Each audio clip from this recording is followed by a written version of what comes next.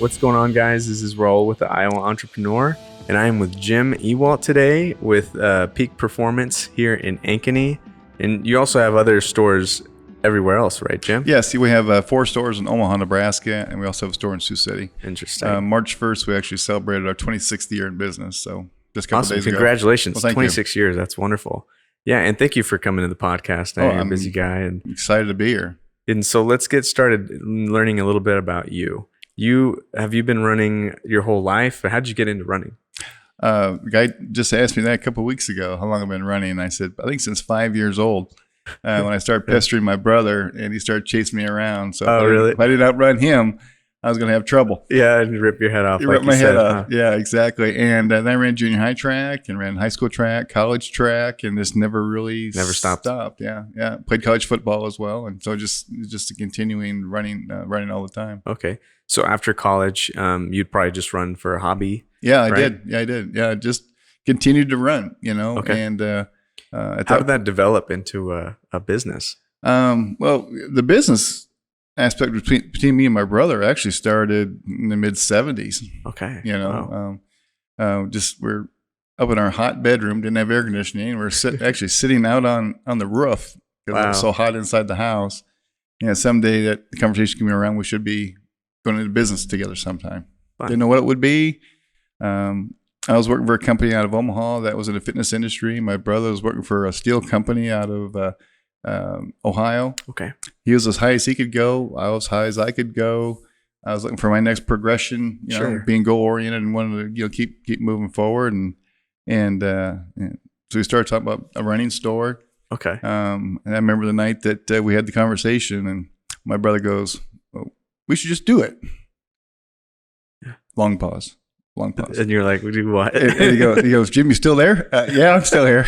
It's all fun and games. You have to commit, right? Of course. Yeah. And then we committed, and here we are. So wow.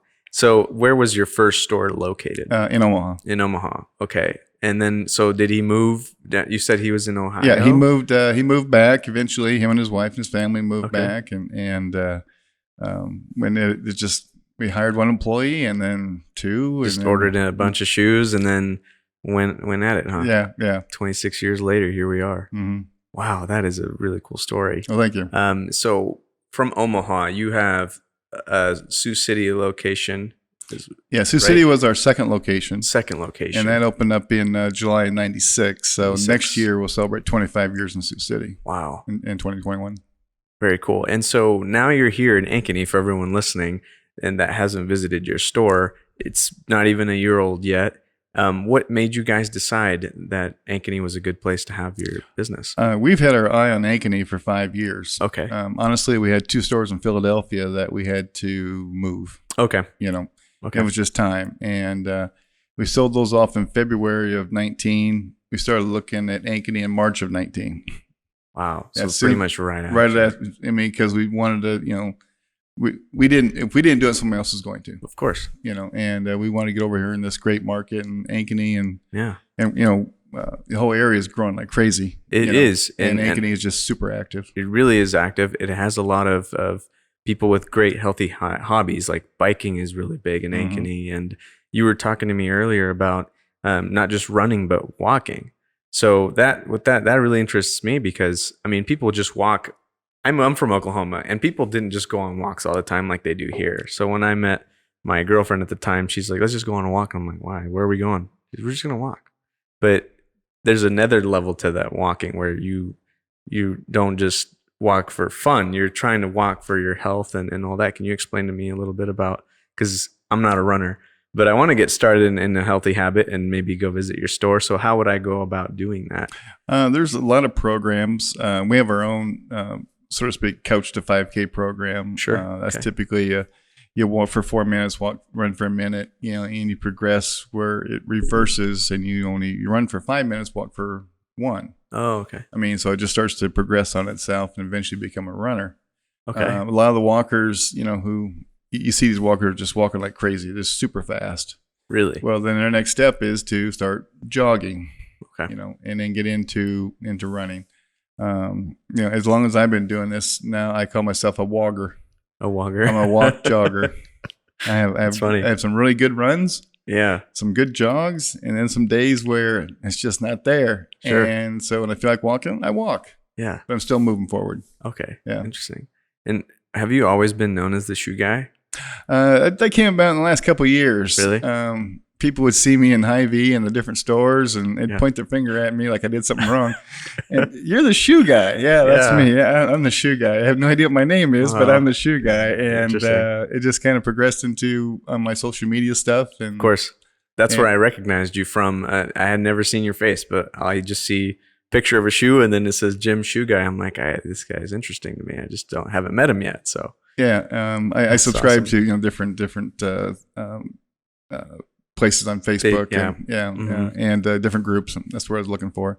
cool. And there's just one that's this marathon and half marathon training. Okay. I could spend all day just answering questions Really? on just that one group. Have you ran any what's like the biggest races you've ever ran? I've done 12 half marathons. Well, Yeah. wow. So I've trained for 2 fulls, got hurt both times. really? So when on fulls probably isn't for everyone for sure. I think at this point in my life, I could probably do it. Okay. Early on in, 25 years ago, everybody's running a marathon. Well, I guess I Yeah. better run one too. And Yeah. I was still a sprinter from college. Okay. My body type was still set up to try and run fast. Okay. And the minute I tried to go longer, then So it's not for endurance. it wasn't for endurance. And now Interesting. my body's kind of shifted around, and I'm still, I run or lift every other day. Okay. I think I could pull it off now. It's still on my bucket Interesting. list. Interesting. Do you have a plan on maybe doing any in Ankeny and like sponsoring them or creating some races? We're actually looking at a course up by Huxley to what's the other town? It escapes me right now. It's an old Rails to Trails. Okay. Yeah. Yeah. I mean, we're actually looking at that right now to do a half or a Interesting. full up there, Okay. up that direction, and make it more off road. Okay. Yeah. To save another area for running, but also softer surface. Gotcha. Yeah. So if, for example, you were talking a little about earlier to me about the importance of shoe fitment and how some people have been wearing the wrong shoes their whole life. Can you talk to us a little bit about what you guys would do for me if for example, I came to your store? Because I mean, you train your employees or that fitment, is it SGA or something, that they fit the shoe correctly to your foot somehow? We call it the 5-point fit process. 5-point fit process. Yeah, I don't know yeah, where I yeah. got SGA from. Yeah, that's all right. Okay. It basically evolved out of, if there's 5 people that come in the door, there are 5 different body types. Sure. 5 different levels of fitness, 5 different levels of health. Okay. And so based on where they currently are, the 5-point fit process is we look at their arch height, their lower leg alignment, we track their knee, we watch them walk, Okay. and then we do what's called a one-legged static test, all before we grab any shoes off the wall. I call it physician approved because I've shown it to every foot doctor I can get in front of. Okay. 'Cause I'm always looking for ways to make it better. Sure. And also, when people come in, our shoes are color coded on the wall. Okay. Yeah, so we have red, green, yellow, and orange, different levels of support designed for different types of feet. Gotcha. So whatever your foot type would be, there'd be a shoe type for it. Okay. So I have been wearing the wrong shoes my whole life then, huh? Yeah, and it's not a buffet style approach. Sure. Where you pigeonhole people into certain shoes. Gotcha. Because your needs are a lot different than mine, and your wife's Yeah. needs to be different than yours. Yep. So. Yep. The one that always gets me is when they come in and say, well, my best friend Raul says he loves this shoe. Yeah. I want the same one. Well, But it's not the case. it's not the case. Yeah. Because Interesting. the whole key is whatever your foot type is, That's right. there's a shoe type for it. Oh, Cool. So they come in, you have your staff get their right shoe type. Then how would you get started, for example? Just go start walking first and then go from there and maybe you have events, right? Maybe you can go to an event. Yeah. I mean, the thing I've always liked about road races or running events is it gives you something to train for. Okay.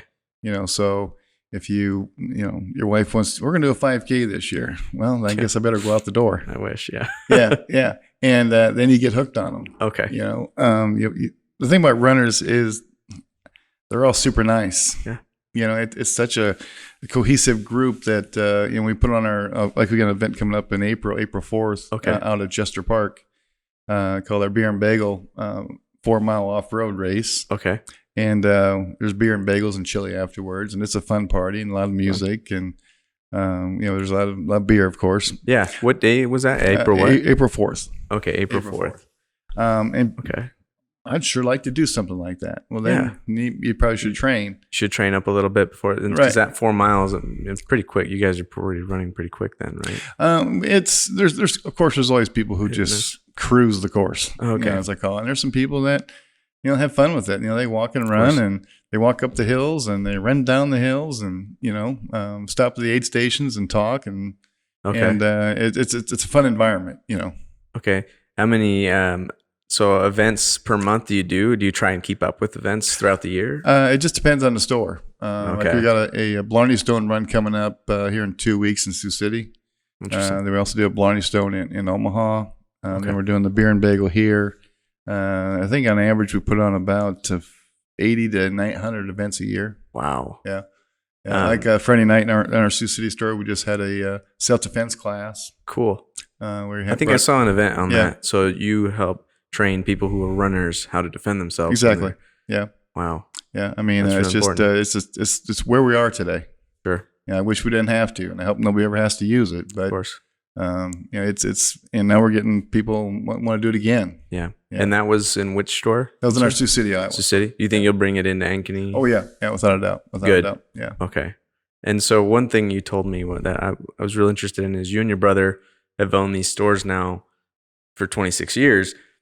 How do you manage to go from store to store, or is it just you have great employees that handle some of the stores for you? And we really try to empower our employees.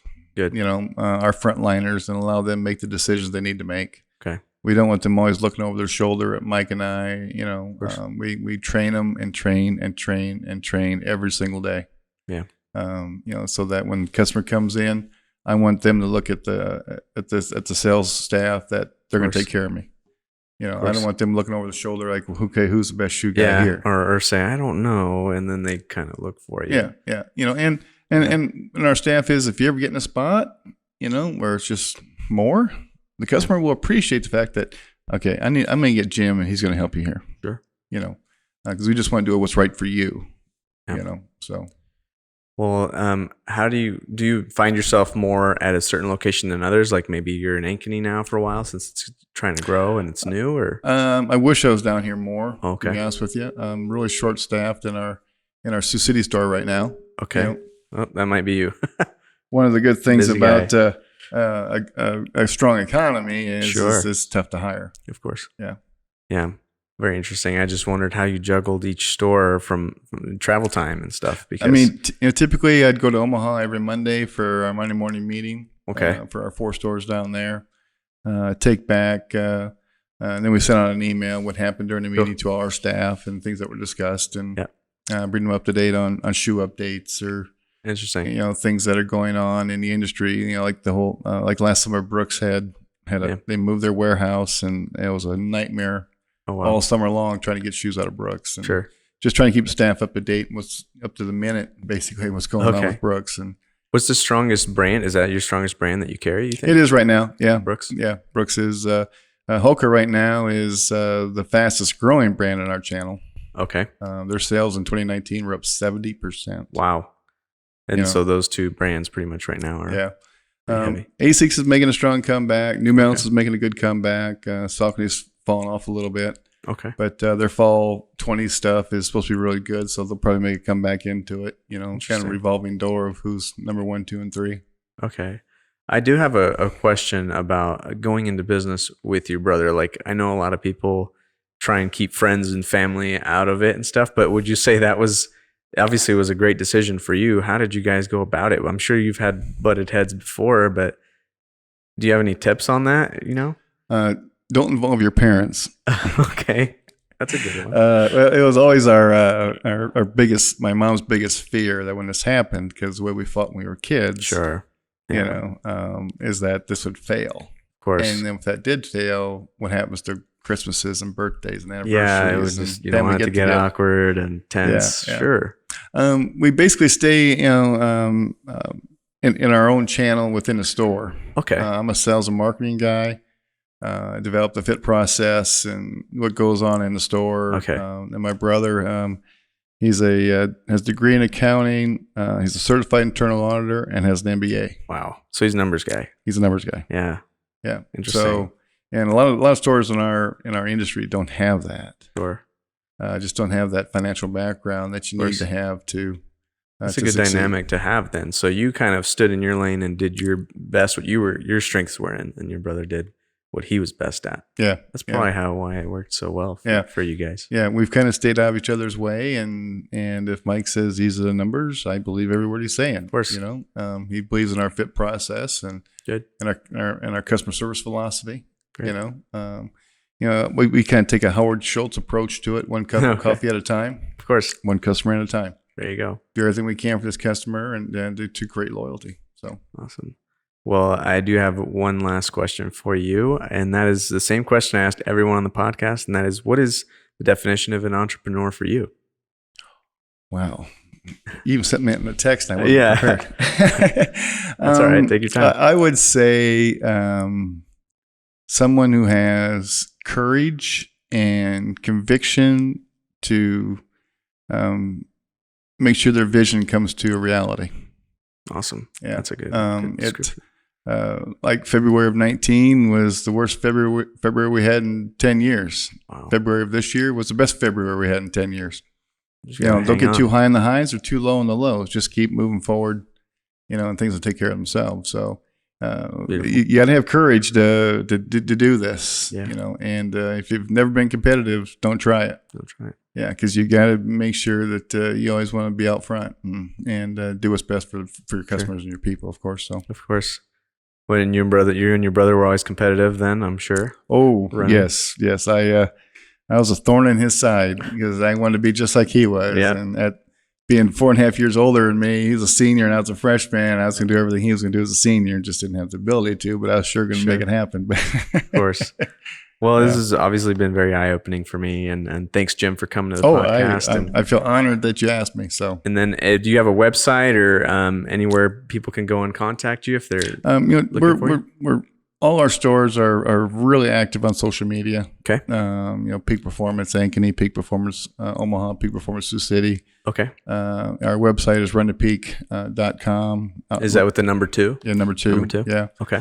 My daughter is in charge of 90% of her social media. She is tremendous at it. Good. Yeah. Wonderful. Yeah. Both my daughters work for me, so I'm blessed with that. There you go. All right. Keep them in the family. Yep. Well, thanks, Jim, for coming here today. Well, I appreciate you having me. Yeah. Yeah. Right. This has been fun. Thanks.